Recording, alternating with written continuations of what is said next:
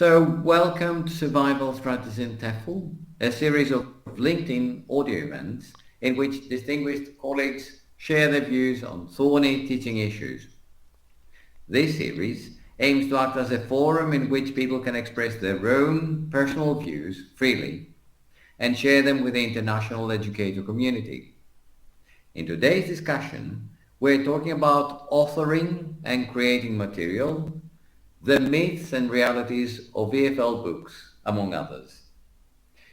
You may know today's guest as a teacher trainer and presenter, but in fact, she's a prolific author. She has written 18 readers for Express Publishing within less than 6 months and for 43 in total. She's currently working on a course book. Katherine Reilly, welcome to Survival Strategies in TEFL. Good afternoon, everyone. It's such a pleasure to be with you here today. Thank you, Dimitris, for the wonderful invitation. I guess we have a lot of things to talk about. Yes, it's a most interesting issue and topic, and I'm sure that most of our listeners right now, one way or another, have thought at some point in their lives that they would like to see their ideas published. So suppose that I or a member of the audience has an awesome idea about a book. How can they transform it into a book? What's the procedure to writing a book? And how many stages are there? Okay, wow, we're starting off with a bang. Okay, well, there's a huge difference between publishing a literature book and an ELT book. A literature book is an expression of our thoughts, our feelings, and the desire to share them with the rest of the world. An idea can start out as that and lead to a book, be it a short reader or a long novel. But it's not about writing the book itself. Editing must follow, and there's this unwritten rule that at least 8 separate pairs of eyes should go through the text in order to eliminate any mistakes in syntax or punctuation. Afterwards, depending on the genre, the illustrator will bring the story to life. And there has to be coordination between the author and the illustrator to bring about the desired result. Now, all of this material will then go to the designer, who will put everything together and must once again be checked by all parties for any mistakes before being sent to the printer. Marketing follows, as well as finalization with copyright in obtaining the legal ISBNs. Now, if we're talking about an ELT book, imagine all of this, but also adding meticulous research and practical application. In the case of a course book, you have to decide what the theme will be, your central characters, what motivates them, a clear goal or a mission, if you will, the proper animation, eye-catching illustrations when talking about young learners, the voiceovers. And as you can imagine, there's a whole academic team which will make sure that the exercises are indeed inspirational as regards critical thinking, and that they also work as a catalyst to learning. So as you can see, an author of an ELT book is but, a small cog in this huge machine, if I may call it that way. I've always wondered, is there a real model of class, or is it written for a generic, an average class? Okay, well, I know a lot of people think of levels as generic or average. Let's get one thing set straight here. ELT books are based on the CFR. Having said this, there isn't much space to deviate as regards that. However, what separates one publisher from another is how effectively the material is delivered and how it can cater to the needs of students with different potential. So to be more precise, I am not in favor of saying a weak or a strong student. That's unacceptable. I've been teaching for 20 years now, and my experience both as an author and an educator has taught me that a student will respond based on the way the material is presented and can inspire him. Is the exercise implemented by focusing on all receptive skills? Are the students given a chance to express themselves in various productive skills? Is creative thinking ignited? So, in answer to your question, I'd say books shouldn't be written for a generic or average class.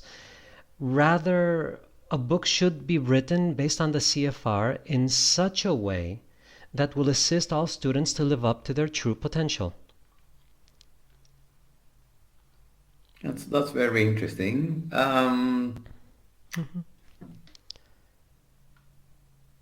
Speaking of course books, how do we choose the most suitable course book for our students? I mean, this debate has been on for years and years. Yeah. A lot of colleagues ask me, what is the best course book, for my class? I have children of various, abilities and various ages, and I'm like, okay, one thing at a time. Of course, we have to look into the level of the CFR. Okay, so what reflects, Which stands for Common European Framework of of course, Reference. yes, the reference, the Common European Framework. And, it has to do also with the interests, the age of the class, what kind of stimulation we're looking for. You know something, I've had this conversation with many of my colleagues, and I keep telling them, why don't you ask the students themselves? And they're shocked when I tell them something like this, because a lot of publishers actually give out samples, a sample of a unit of a new book that is coming out, so that the school owners or the teachers can get a feel of what is coming. And it's a small sample with the characters, the illustrations, the animation, and they actually give a lot of samples so that the students themselves can offer feedback. Therefore, there are a lot of school owners who don't share these leaflets or this material with the kids to get some feedback. You'd be surprised by the things that kids would say. Some would be like, "Oh, I really like this illustration here," or "I like the layout of the book." After receiving such feedback, it would be easier by then combining the academic approach to finalizing and choosing the course book that they think will match the needs of the students. There's another thing I'd like to share. When we're talking about language schools, as we progress throughout the years, each class is labeled as a specific level. We call it C class, D class, or in some cases we call it a B1 or a B1 plus. The fact that they're attending a specific level doesn't mean that they are up to the task. So finding a course book that matches their real needs will actually be beneficial for them in the future by catching up on anything that they have missed out in the past, and working on the English language in such a way that it will benefit them in the long run. So I hope that answered your question. I thought I saw many hearts appearing from the audience. Obviously, this is how they imagine it as well. Thank you. No, because I love acting as the devil's advocate. hmm Is it feasible for any educator to pick up a book and start teaching it from cover to cover? Go into the classroom, pick up the book, and teach it from cover to cover. Okay, I'll answer yes and no. Okay, That's a very diplomatic answer. yes, to be honest, experience is of the utmost importance. As we all know, we're educators. We've been teaching for so many years. We have experience in the field, and there's no denying that. But an ELT book isn't only about grammar, vocabulary, and how to deliver it. There are specific mechanisms, teaching methods, and structures utilized in a course book. Thus, training is essential. And there are so many ELT trainings that are offered for free. And I know what some colleagues would say, that they've been teaching for years, but ELT is evolving. And we have to acknowledge the fact that there are new methods that are popping up every day. Actually, it's because of our experience that we can adopt these methods more efficiently, which is to our benefit. And I've met a lot of colleagues who at times tell me that they don't use the teacher's books, which is a mistake. If you think about it, just pick up a teacher's book. You'd be surprised with the amount of material included and some approaches that you wouldn't even thought of. And we're talking about teaching methods, projects that are included in the teacher's books, and of course, because I mentioned it earlier, by attending an ELT training seminar, you can actually add some new material and ideas to your own, which you can use in other classes. So we should always reap the benefits of lifelong learning and expanding our education in such a fashion that we will not only benefit our students, but ourselves in the long run. Well, on along the same lines, many colleagues often wonder, uh, is it doable to do the whole book? Because very often we have the feeling that there's extra material there. Is that the case from your experience? Yes, it is the case. Actually, a course book, if completed to a degree of 80%, then I'd be completely happy with the result. And when I'm talking about 80, 85%, we are covering, the main target of the book as regards grammar, vocabulary, critical thinking, and it's not only the course book itself. There are writing workbooks, there are grammar books that are part of the whole course, and we refer to them as skills books, and it's not necessary to complete them. Now, of course, there are essential elements of a course book that should be completed, but we're talking about 80%. So if we're talking about 10 units, actually working on 9 of them or choosing elements, picking some, things from the book is enough for the student to progress to the next level. So that's my take on it as an author. Usually it's parents that complain and they want to see the book covered from all the units covered, but most of the times, once once a teacher lets them know what the aims of the year are and which units they aim to cover, I think there's no problem with that. But it's reassuring to hear somebody who's an author that there's extra material out there. It is a huge problem, and I understand that they are spending money that they have worked very hard on. The fact is that ELT goes beyond the course book. So the ELT book is a guide in class for the teacher to expand what she is going to deliver to her students.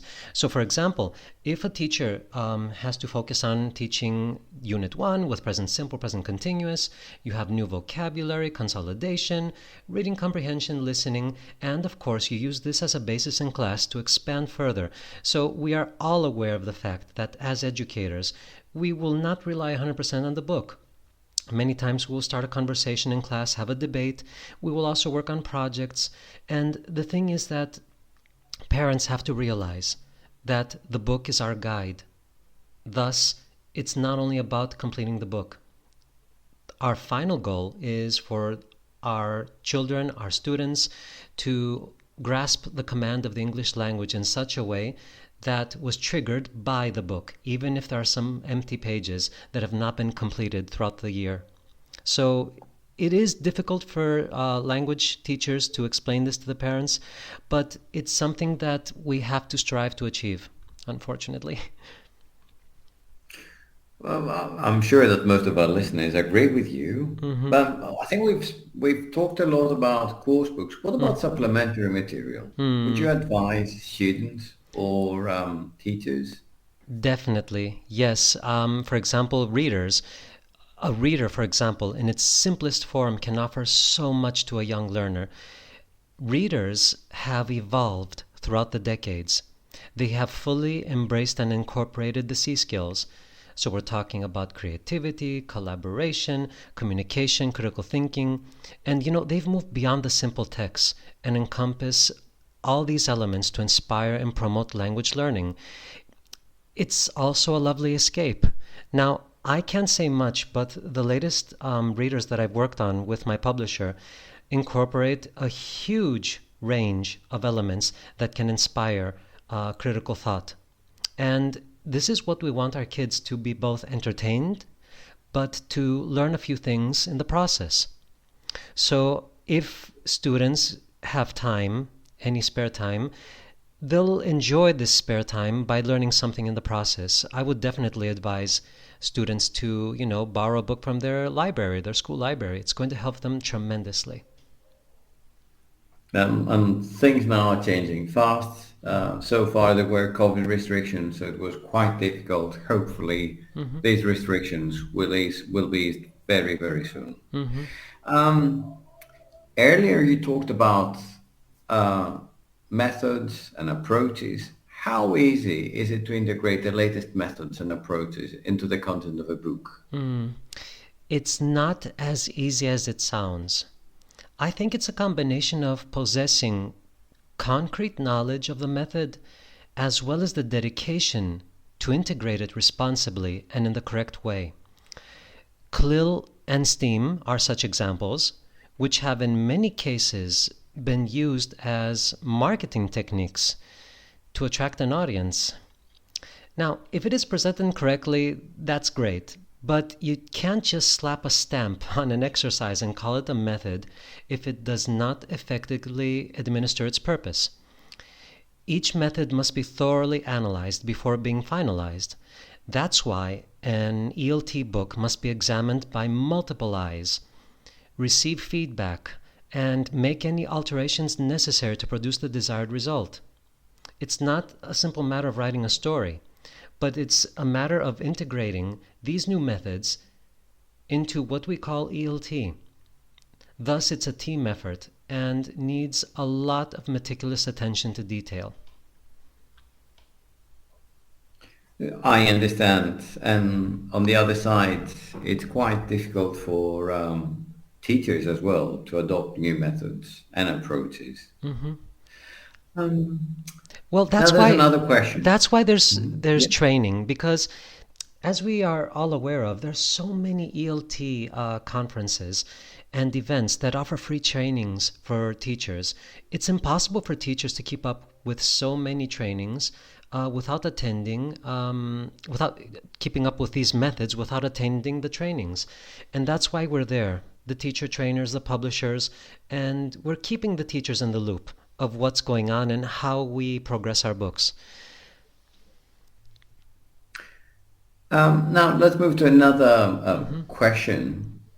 Is it nature or nurture? In other words, are people born writers, or are they made, or do they develop to become good writers? Okay, that's a really interesting question.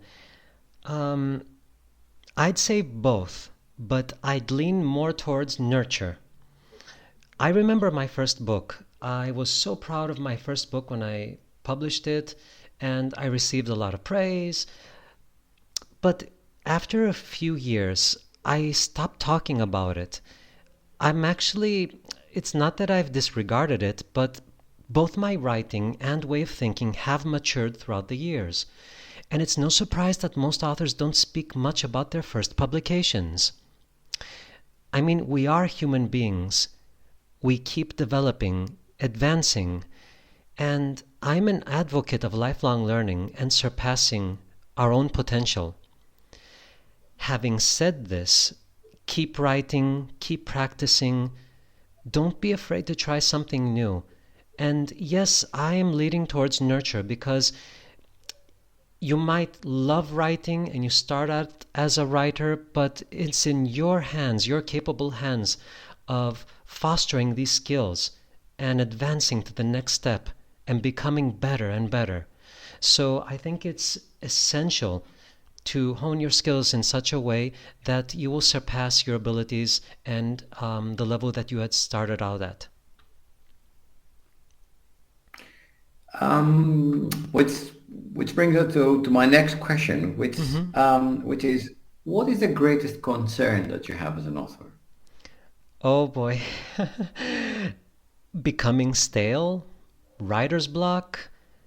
I mean, this is something that's never It's not a happened. myth, is it? Well, you know what? I have had so many colleagues who, contact me and they're like, Catherine, I've been looking at my screen for more than a month. I can't think of any new ideas. Can you just, give me some ideas about a few new characters? So I asked them, what do you want? I need like four teenagers, something. I just can't think of names and, personality traits and quirks. So sometimes I help my fellow authors, when it has to do with conceiving ideas. And I'm like, this might happen to me one day. I hope it doesn't. But I'm thankful that it hasn't happened yet. Now, there's another issue that a lot of authors have difficulties, especially authors in ELT. It's keeping up with the trends. I've met authors who were also educators, and at some point in their lives, they stopped teaching to focus more on writing, and that's something I respect. However, you lose contact with what's going on in the classroom, which is unfortunate. And that's why I haven't stopped teaching. I love teaching, I love my students. I think it would be a mistake to stop teaching, and that's the reason I try to keep in touch with everything that's going on. So by receiving all of this stimulation and feedback from students, it actually makes me a better writer. And I'm very proud of that because part of what I'm writing as an author, I owe it to my students by looking into the latest trends. And it's helped me tremendously in this field. I'm sure that there are many people in our audience today, and there will be even more people who will listen to the recording of this event, Mhm. who might want to try their luck and convey their experience in writing a book. What would you advise an aspiring author? Mm, I'd say just write. Even if it's a bit every day. Don't be over judgmental or critical of yourself. Yes, we must strive for perfection. You know, Stephen Krashen, a linguist and educational researcher whom I greatly admire, had stated that he writes at least something every day. He has been writing every day throughout his whole life, his whole career. That inspired me. I also try to write something every day, be it an article, a small passage, anything, even a post. Now, if someone wants to become a writer, an author, start off with one page, 2 pages, and you'll see that this will slowly develop into something beautiful. And, practice makes perfect. In the end, you'll see that you'll become way more efficient and fluent in your writing. I can also share some advice that I followed when I started writing myself. Always keep a notebook and a pen on you. Carry it with you wherever you are. I constantly note new ideas on my notebook. Some of these ideas I use, others I put aside for later use. I might even scrap something altogether, but the idea is to be inspired and not take an idea for granted, an idea that you might think isn't catchy. So never give up on your dreams. Keep writing. And you never know. A simple idea can turn out into a best-selling book. Why not? Exactly. And speaking of books, is the future of books digital, or do you see the paperback being around for quite a while? Mm, okay. Since I'm working for an international publisher, I don't want to say something that might hurt the business, but I'll be honest as an author. Even though both formats will be around forever, I don't think that, paperback will stop existing. However, digital books will mark an even greater presence in the market. Now, you're probably wondering why is that? They're eco-friendly, the cost, because something that some people aren't aware of, the cost of paper and printing a book has risen tremendously. So the cost is something that we should take into consideration. Now, there's the other advantage of carrying multiple titles on your electronic device, be it a tablet or a mobile phone. There's what we call interactivity, because a lot of books are now interactive. And I'm very proud to say, as an ELT author, that many books that I've written have become interactive. So you can actually, tap on a specific word that you're unfamiliar with. You have an explanation, you have pronunciation. You can actually hear the text. And this is amazing. It's eye-catching, and of course it promotes learning. They have evolved into audiobooks. And you know what? I myself am a romantic and prefer the feel and the smell of a paperback, or carrying with you to the beach or anywhere you go. But realistically speaking, digital format has way more advantages, and it is here to stay, and it's evolving every day with new innovations. You can just ask, students, and you can see that most of them probably share the same idea and opinion that I'm stating right now. Oh, that's very interesting. Do you think that the lockdown and remote learning or emergency teaching might have encouraged more educators to use electronic books or online books? I think that the whole pandemic, okay, I don't know if it's the right word, forced us to do so, but it affected all fields, publishers, authors, teachers, students. We all resorted to the digital format out of necessity. However, I believe that everyone can see the potential in digital reading and digital books in general. So I think that it's something that we don't want to experience again, but we have embraced the benefits of such a format, to say the least. Well, thank you very much. It's been a pleasure and an honor to have you with us. Thank you so much. There are no questions so far, but I'm sure that you will be you would like to answer them at some point in the future. You can still write your questions on the event post, and Katherine Reilly will answer them.